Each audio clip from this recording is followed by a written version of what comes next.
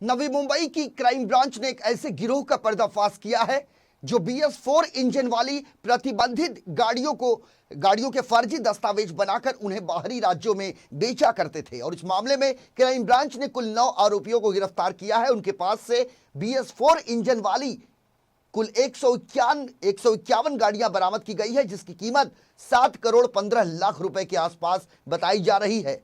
गौर करने वाली बात यह है कि देश में इस तरह का यह पहला मामला है।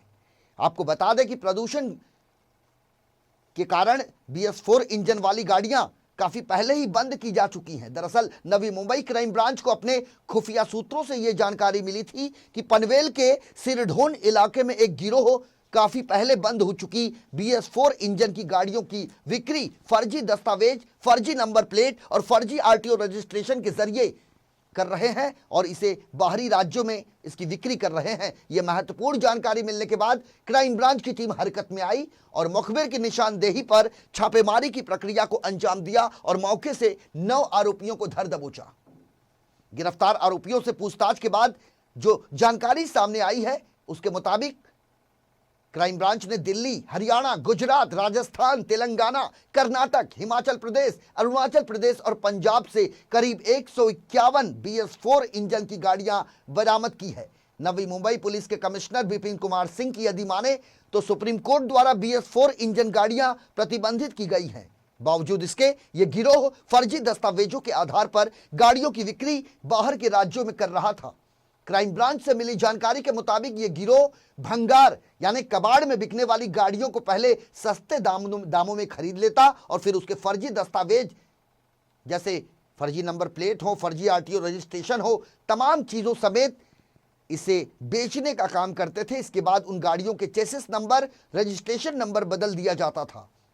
महाराष्ट्र से बाहर देश के अलग अलग राज्यों में इसे बेचने की कवायद की जा रही थी। क्राइम ब्रांच अभी भी इस गिरोह द्वारा बेची गई 256 गाड़ियों की तलाश में जुटी है। इस गिरोह का पर्दाफाश करने के बाद नवी मुंबई क्राइम ब्रांच अब यह पता लगाने में जुटी है कि इसमें और कौन कौन लोग शामिल हैं और इसका जाल कहां तक फैला हुआ है। इतना ही नहीं, बाकी 256 गाड़ियां कहां कहां बेची गई, किस किस को बेची गई, इसकी भी बाकायदा पुलिस अब जांच कर रही है। पुलिस ने गिरफ्तार अपराधियों के खिलाफ CR नंबर 68/2021 के IPC की धारा 420, 465, 467, 468, 471, 34 के तहत मुकदमा दर्ज कर मामले की जांच शुरू कर दी है। लेकिन आपको फिर बता दें, नवी मुंबई पुलिस द्वारा जो इस मामले की गुत्थी को सुलझाया गया है और ये जो गिरोह का पर्दाफाश किया गया है, ये बेहद चौंकाने वाला है और अब तक का ये सबसे अहम और पहला मामला है।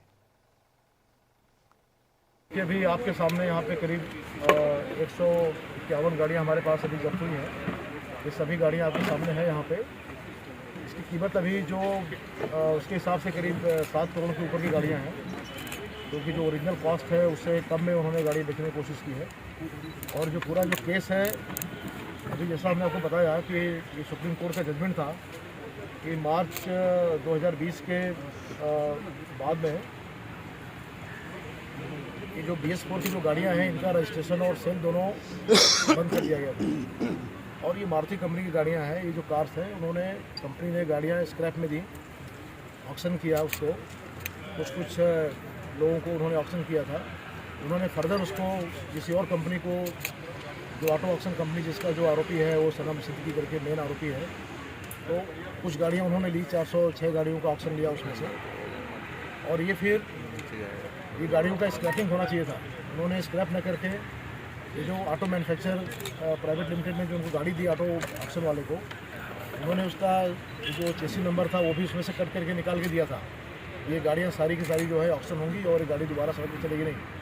लेकिन इन्होंने क्या किया कि फिर वो उसने गुजरात से कोई मशीन लाई और उसको वेल्डिंग करके उसमें इम्बॉस किया। अब वो जो चेसी नंबर था पहले का वो भी उन्होंने कहीं से लिया, लेकिन वो रैंडम उन्होंने कहीं पे सब गाड़ियों पर लगाई उसको और फिर उसके डुप्लीकेट फोर्स पेपर बनाए और कोशिश की। 7-8 गाड़ियों का रजिस्ट्रेशन भी उन्होंने किया हिमाचल प्रदेश और उत्तर प्रदेश में।